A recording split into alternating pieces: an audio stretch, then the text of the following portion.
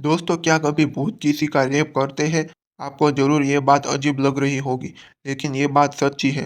दोस्तों, ये सच्ची कहानी यूक्रेन में रहने वाली एक हॉट एक्ट्रेस के साथ घटी है, जिसके साथ एक बार नहीं बल्कि दो-दो बार भूत ने रेप किया था। उस एक्ट्रेस का नाम था नताशा। दोस्तों, नताशा अपने घर में अकेली रहती थी। नताशा एक फिल्म एक्टर थी, जिसको अक्सर रात को देर तक शूटिंग करनी पड़ती थी। हर बार की तरह इस बार भी वो रात को देर तक शूटिंग कर रही थी। रात के करीब 12 बज गए थे और नताशा शूटिंग खत्म करके घर जा रही थी। नताशा का ड्राइवर आज छुट्टी पर था, इसीलिए नताशा खुद ही ड्राइविंग कर रही थी। नताशा कार चलाकर आगे बढ़ रही थी।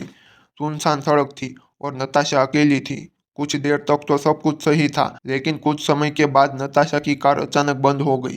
नताशा ने फिर से कार को स्टार्ट करने की कोशिश की, लेकिन कार स्टार्ट नहीं हुई। नताशा सोचने लगी कि अभी कुछ टाइम पहले ही गाड़ी की सर्विस कराई थी, लेकिन ये क्या हो गया। नताशा कार से बाहर निकली और कार का बोनेट खोला, लेकिन उसे कुछ समझ में नहीं आ रहा था। अचानक नताशा का फोन हाथ से नीचे गिर गया।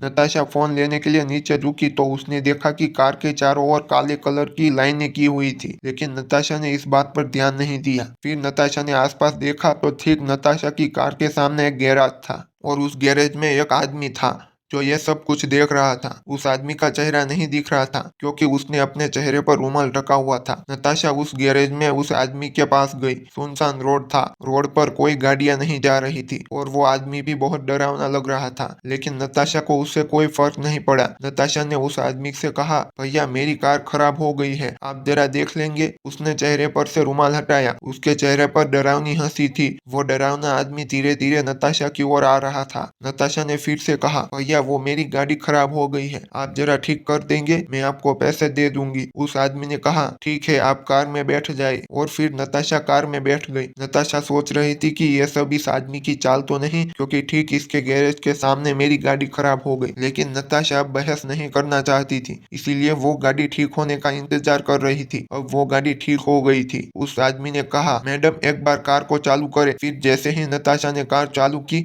तो वो कार तुरंत चालू हो गई। नताशा बोली, भैया आपके कितने पैसे हुए? वो आदमी डरावनी तरीके से हंसने लगा। नताशा ने कहा, हंस क्यों रहे हो, बोलो कितने पैसे हुए? वो आदमी फिर से हंसने लगा। नताशा को अब डर लग रहा था। नताशा को अब डर लग रहा था। वो आदमी बहुत अजीब लग रहा था। नताशा को लगा कि अब उसे यहाँ से भाग जाना चाहिए और फिर उसने कार गियर में डाली और तेजी से भगाई। नताशा बहुत डर गई थी। उसकी सांसें फूल गई थी। थोड़ी दूर जाने के बाद नताशा नॉर्मल हो गई। अभी नताशा का घर थोड़ा दूर था और अब फिर से कार खराब हो गई थी। नताशा को फिर से डर लगने लगा। अभी भी रास्ता सुनसान था। नताशा कार से बाहर निकली और आसपास देखा तो कोई नहीं था। फिर नताशा ने अपने दोस्त को कॉल किया, लेकिन वो कॉल लगा ही नहीं। जैसे ही नताशा ने अपने किसी दूसरे दोस्त को कॉल करने की कोशिश की तो वो फोन हैंग हो गया। नताशा को कुछ समझ में ही नहीं आ रहा था कि उसके साथ क्या हो रहा है। अभी उसकी हालत ठीक नहीं हुई थी कि वो देखती है कि वो गैरेज वाला आदमी तेजी से उसके पास आ रहा है। नताशा के डर की सारी हदें पार हो गई। इतनी देर के बाद नताशा को पता चला कि वो कोई इंसान नहीं बल्कि कोई आत्मा है जो मेरे पीछे पड़ी है। दोस्तों, उसके बाद उस आत्मा ने नताशा का रेप कर दिया। ऐसा नताशा के साथ 2 बार हुआ। फिर वो अपने घर से बहुत दूर चली गई। आज भी उस रात के बारे में सोचकर नताशा डर जाती है।